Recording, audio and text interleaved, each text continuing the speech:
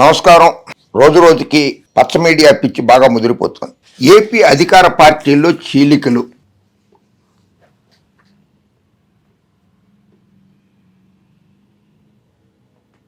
రాధాకృష్ణ గారు, మీరు senior journalist. చరిత్రను వక్రీకరించద్దు, ఎప్పుడైనా సరే చరిత్రను మరుగుపరచద్దు, చరిత్రని దాచిపెట్టద్దు. 1982లో విశ్వవిఖ్యాత నట సార్వభౌమ నట రత్న డాక్టర్ పద్మశ్రీ నందమూరి తారక రామారావు గారు తెలుగుదేశం పార్టీ పెట్టినప్పుడు అప్పటి నుంచి 2021 సంవత్సరం వరకు, అంటే 39 సంవత్సరాల చరిత్రలో తెలుగుదేశం పార్టీ ఎన్నిసార్లు చీలిపోయిందో తెలుసా? నీకు తెలుసు రాధాకృష్ణ, నీకు తెలిసి నువ్వు రాయడం లేదా వార్తలు? నీకు తెలుసు ఎన్నిసార్లు చీలిందో? లేదా నువ్వు మర్చిపోయావా? మర్చిపోయేంత అమాయకుడివేం కాదు. తెలుగుదేశం పార్టీ మొట్టమొదటిసారి 1984 నాదెండ్ల భాస్కర్ రావు గారు ప్రజాస్వామ్యాన్ని ఖూనీ చేస్తూ ఎన్టీ రామారావు గారిని ముఖ్యమంత్రి పదవి నుంచి తొలగించి నెల రోజుల పాటు ముఖ్యమంత్రిగా ఉండి, ఆ తర్వాత ఇందిరాగాంధీ గారి జోక్యంతో శాసనసభలో బల నిరూపణ జరిగిన తర్వాత ఆయన ముఖ్యమంత్రి పదవికి రాజీనామా చేశారు భాస్కర్ రావు గారు. ఆ తర్వాత తెలుగుదేశం పార్టీని చీల్చి ఆ పార్టీకి తెలుగుదేశం బ్రాకెట్లు బి, తెలుగుదేశం భాస్కర్ రావు అనమాట అని పెట్టారు. అంటే 2 ఏళ్లకే పార్టీ చీలిపోయింది. ఎన్టీ రామారావు గారు 1982లో పెడితే 84లో చీలింది ఆ పార్టీ మొట్టమొదటిసారి. ఆ తర్వాత రేణుకా చౌదరి గారు పార్టీలో చేరారు. ఆమెకి విభేదాలు వచ్చినాయి ఎన్టీ రామారావు గారితో. ఆవిడ పార్టీలో నుంచి చీలిపోయారు. ఆవిడ పార్టీని చీల్చారు. తెలుగుదేశం బ్రాకెట్లో ఆర్, రేణుకా చౌదరి అనమాట, బ్రాకెట్లో ఆర్ అని వచ్చింది. అది రెండోసారి. 1989లో మంత్రివర్గం నుంచి 31 మంది మంత్రులను తొలగిస్తే ఎన్టీ రామారావు గారు కోపోద్రేకులైనటువంటి అందరూ బాగానే ఉన్నారు, నలుగురు కూడా, కె కృష్ణమూర్తి గారు, వసంత నాగేశ్వరరావు గారు, కె జానారెడ్డి గారు, మొత్తరాడు పద్మనాభం గారు, నలుగురు కలిసి తెలుగునాడు అని ఒక పార్టీ పెట్టారు. అంటే అప్పటికి 3 సార్లు 1982 నుంచి 89 లోపల 7 ఏళ్ల లోపల 3 సార్లు చీలింది తెలుగుదేశం పార్టీ. ఆ తర్వాత పాపం దురదృష్టం, చంద్రబాబు నాయుడు వెన్నుపోటు పొడిచాడు. దురదృష్టం ముందు పోటు పొడిచింది ఎన్టీ రామారావు గారిని. 1995లో చంద్రబాబు నాయుడు గారు సొంత అల్లుడు, బిడ్డనిచ్చిన అల్లుడు, మళ్ళీ పదవులు పొందిన అల్లుడు 1995లో ఎన్టీ రామారావు గారి పార్టీని చీల్చేసుకుని బయటకు వచ్చి ఎన్టీఆర్ తెలుగుదేశం పార్టీ పెట్టారు. ఒక పార్టీ వ్యవస్థాపకుడు పార్టీని చీల్చి బయటకు వచ్చి కొత్త పార్టీ పెట్టుకోవడం అన్నది భారతదేశ రాజకీయాలలో చాలా అరుదైన సంఘటన. రాధాకృష్ణ, నువ్వు మర్చిపోయావేమో. ఇవన్నీ కూడా రాయి, వాస్తవాలు ఇవన్నీ. ఆ సంఘటనలన్నీ నీకు మదిలో బాగా ఉన్నాయి. చంద్రబాబు నాయుడు గారి జేబు సంస్థవు కదా నువ్వు, ఆయన పక్కనే తిరిగావు కదా. ఆ పార్టీ చీలినప్పుడు నీకు గుర్తులేదా? ఆ తర్వాత ఎన్టీ రామారావు గారి మరణానంతరం జనవరి 27 నాడు చంద్రబాబు నాయుడు గారు ముఖ్యమంత్రిగా పదవిలో ఉండగా 1999లో ఎన్టీ రామారావు గారి 3వ కుమారుడు హరికృష్ణ అన్న తెలుగుదేశం అని ఒక పార్టీ పెట్టాడు. అన్న తెలుగుదేశం పార్టీ పేరు. అన్న తెలుగుదేశం పార్టీలో దగ్గుబాటి వెంకటేశ్వరరావు గారు చేరారు. బీజేపీ వదిలేసి ఆయన అన్న తెలుగుదేశం పార్టీలో చేరారు. జనవరి 28, 1999న యార్లగడ్డ లక్ష్మీప్రసాద్ గారు టీడీపీని వదిలి అన్న తెలుగుదేశం పార్టీలో చేరారు. రాజ్యసభలో 2 సీట్లు అన్న తెలుగుదేశం పార్టీ ఉండేవి.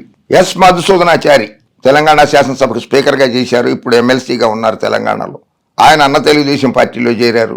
ఆయన ఒక శాసనసభ్యుడు ఉండేవాడు ఆ పార్టీ, అన్న తెలుగుదేశం పార్టీ. ఈ సంఘటన కూడా మర్చిపోయావా రాధాకృష్ణ?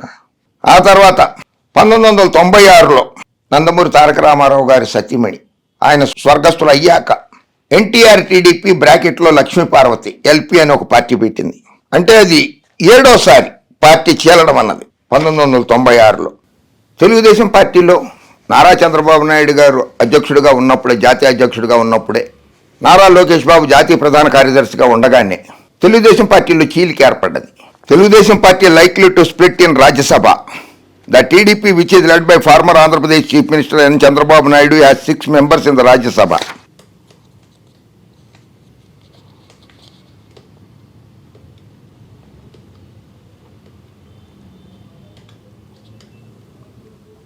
ఆరుగురు రాజ్యసభ సభ్యుల్లో 4 రాజ్యసభ సభ్యులు వెళ్ళిపోయి తెలుగుదేశం పార్టీలో చీలిక ఏర్పడింది. ఇది చివరిసారిగా 2021లో జరిగింది. వెంకయ్యనాయుడు గారు ఆ చీలికను గుర్తించారు. అప్పుడు వైస్ ప్రెసిడెంట్గా ఉండేవారు, రాజ్యసభ చైర్మన్ కూడా ఆయనే గుర్తించారు.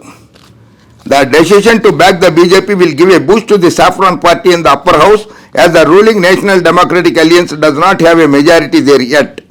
245 మంది రాజ్యసభ సభ్యులు ఉండాలిగా, అందులో కేవలం 71 మందే భారతీయ జనతా పార్టీ తరఫున ఉంటే తెలుగుదేశం పార్టీ నుంచి 4 వెళ్ళిపోయి 75 మంది అయ్యారు. అప్పుడు కూడా చీలింది. నేనేం అబద్ధం చెప్పట్లేదు కదా. Telugu Desam party likely to split in the Rajya Sabha అని పేపర్లో వచ్చిందే చూపించాను ఆయన. నేను ఇన్ని రకాలుగా పార్టీ చీలితే నీ రాతలు, నీ కోతలు, సీట్ల నిరాకరణపై నేతల భగ్గు. ఇందాకనే చెప్పాను నేను. ఎన్టీ రామారావు గారినే కె కృష్ణమూర్తి, ముద్రగడ పద్మనాభం, జానారెడ్డి, వసంత నాగేశ్వరరావు గారు ఎదురు తిరిగారు అని. మరి అప్పుడు రాయలేదు నువ్వు వార్తలు. సజ్జలతో ఎంపీ మాధవ్ భేటీ, మల్లాది విష్ణు కినుక, అనుచరుల ఆగ్రహం, కాంగ్రెస్ వైపు వైసీపీ నేతల చూపు. ఇన్నాళ్ళు జగన్ చెప్పిందే వేదం, ఆయన మాటే శాసనం. కరెక్ట్ అది. ఇన్నాళ్ళు జగన్ చెప్పిందే వేదం, ఆయన మాటే శాసనం. ఎస్, అందుకనే ఆయన బీసీలకి, ఎస్సీలకి, ఎస్టీలకి, మైనారిటీలకి, బ్రాహ్మణులకి, కాపులకి, వైశ్యులకి, రాజులకి, కమ్మాస్కి, రెడ్డిస్కి కూడా కార్పొరేషన్లు పెట్టారు.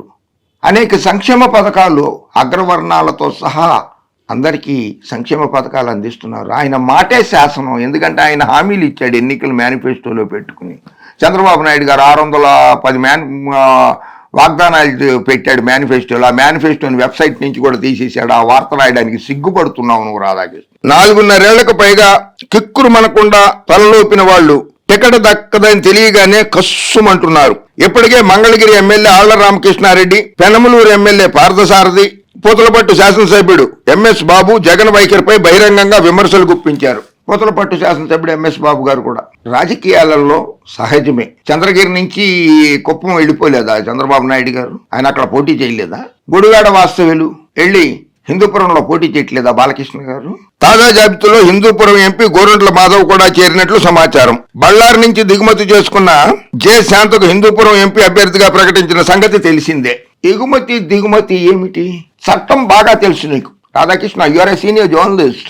పీపుల్స్ రిప్రజెంటేషన్ యాక్ట్ ప్రకారంగా, ప్రజా ప్రాతినిధ్య చట్టం ప్రకారంగా లోక్సభలో ఎవరు ఎక్కడి నుంచైనా భారతదేశంలోని 543 సీట్లలో ఎక్కడి నుంచైనా పోటీ చేయవచ్చు.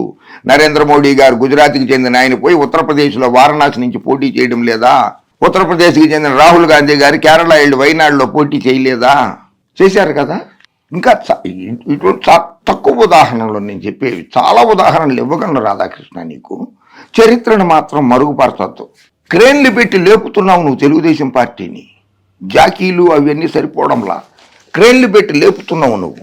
కానీ చరిత్రను మాత్రం మరుగుపరచద్దు, చరిత్రను తప్పుదోవ పట్టించద్దు. అన్ని రాజకీయ పార్టీలలో ఉంటాయి. అంటే ఒకే వ్యక్తి సంవత్సరాల తరబడి, ఏళ్ల తరబడి పదవులు అనుభవించాలంటే నీ దృష్టిలో అదే కదా. చంద్రబాబు నాయుడే ముఖ్యమంత్రిగా ఉండిపోవాలి, ఆయన తర్వాత లోకేష్ ముఖ్యమంత్రిగా ఉండిపోవాలి, ఆ తర్వాత దేవాంశ్ కూడా ముఖ్యమంత్రి అయిపోవాలి. నీ లెక్కలో, రామోజీ గారి లెక్కలో, బిఆర్ నాయుడు గారి లెక్కలో, మీ అందరి లెక్కలలో నారా చంద్రబాబు నాయుడు కుటుంబమే ఈ తెలుగు ప్రజల్ని పరిపాలించాలి, శాసించాలి. వాళ్ళు చెప్పిందే వేదము, వాళ్ళు చెప్పిందే శాసనము, వాళ్ళు రాసిందే రాజ్యాంగమా? తనకు సీటు ఎందుకు నిరాకరించారో చెప్పాలని గోరంట్ల మాధవ్ ప్రశ్నించినట్లు తెలిసింది.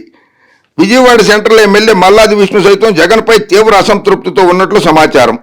విష్ణుకు టికెట్ నిరాకరించి విజయవాడ వెస్ట్ ఎమ్మెల్యే వెల్లంపల్లి శ్రీనివాసును సెంట్రల్కు పంపిన సంగతి తెలిసిందే.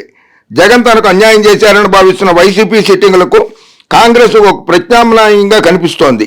పలువురు టీడీపీలో చేరేందుకు ఆసక్తి ప్రదర్శిస్తున్నా అక్కడ టికెట్ల సర్దుబాటు చేయలేని పరిస్థితి నెలకొంది.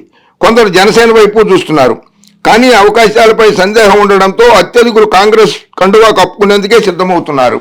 అమ్మయ్య, ఇప్పుడు కొంతలో కొంత తెలుగుదేశం భజనతో పాటు కాంగ్రెస్ భజన కూడా మొదలెట్టారు. ఈయన ఏం మాయ చేశారో కాంగ్రెస్ వాళ్ళు రాధాకృష్ణని. అంటే ఒకటే లక్ష్యం, జగన్మోహన్ రెడ్డిని అధికారంలో నుంచి దించేయాలి, జగన్మోహన్ రెడ్డిని అధికారంలోకి దించంగానే జైలుకు పంపించేయాలి. అదే లక్ష్యం మీకు. ఆ లక్ష్యం తప్పితే మరో లక్ష్యం కనపడడంలా మీకు. ఆంధ్ర రాష్ట్ర ప్రజలు ఎటుపోయినా సరే పర్వాలేదు మీకు. ఆంధ్ర రాష్ట్ర ప్రజలకు సంక్షేమ పథకాలు అందకపోయినా పర్వాలేదు. మీ పేపర్లకి, మీ టీవీ ఛానళ్ళకి అడ్వర్టైజ్మెంట్ల రూపంలో 100 కోట్ల రూపాయలు వస్తే చాలు మీకు. మీ సామాజిక వర్గం అయినా వాళ్ళ కుటుంబం వాళ్ళు ముఖ్యమంత్రులు, మంత్రులు అయితే చాలు మీకు. ఆంధ్రప్రదేశ్ రాష్ట్రం ఎటుపోయినా తెలుగు ప్రజలు ఎన్ని బాధలు పడుతున్నా సరే మీకు అనవసరం.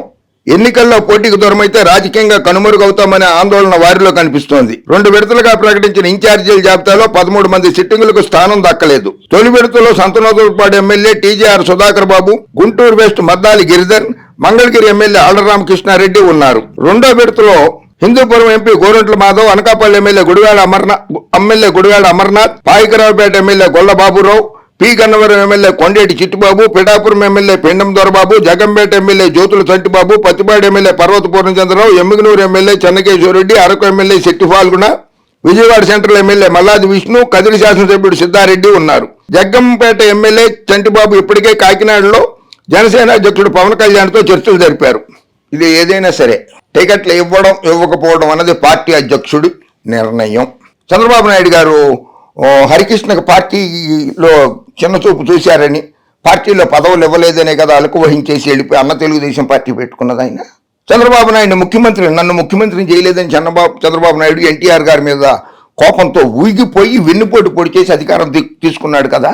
అప్పుడు ఎందుకు ఇలా కూర్చున్నారు రాధాకృష్ణ గారు మీరందరూ? సో ఇక నుంచి అయినా వాస్తవాలు మరుగున పరచకండి. రాష్ట్ర ప్రజలకు వాస్తవాలు చెప్పండి. తెలుగు ప్రజలు అమాయకులు కారు. వైఎస్ఆర్ కాంగ్రెస్ పార్టీ కార్యకర్తల మనోధైర్యాన్ని కోల్పోలేదు. జగన్మోహన్ రెడ్డి గారు తమ అభ్యర్థులను ప్రకటిస్తున్నారు, మారుస్తున్నారు, కొత్త వాళ్ళను కూడా ప్రకటించేస్తున్నారు. మీరు బుధాన్న మోస్తున్నారు, క్రేన్లు పెట్టి లేపుతున్నారు. చూసారా తెలుగుదేశం పార్టీ?